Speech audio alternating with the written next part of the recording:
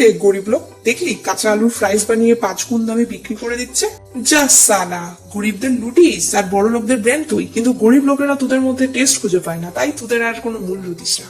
যা যা, নিজের এই ভুট্টার থোবড়া নিয়ে আসিস না। আলু কেনা চায়, সবাই ভালো পায়, ফ্রাইস খাওয়া ভাগ্যের ব্যাপার, যার তার মূল্য কেন। হয়েছে কেএফসি ভুট্টার পপকর্নকেও দামি করে তুলেছে, যা আমার কেএফসি মালিকের দ্বারাই সম্ভব। This is business. আলুর ফ্রাইসও আজ এসি রুমে খেতে হয়।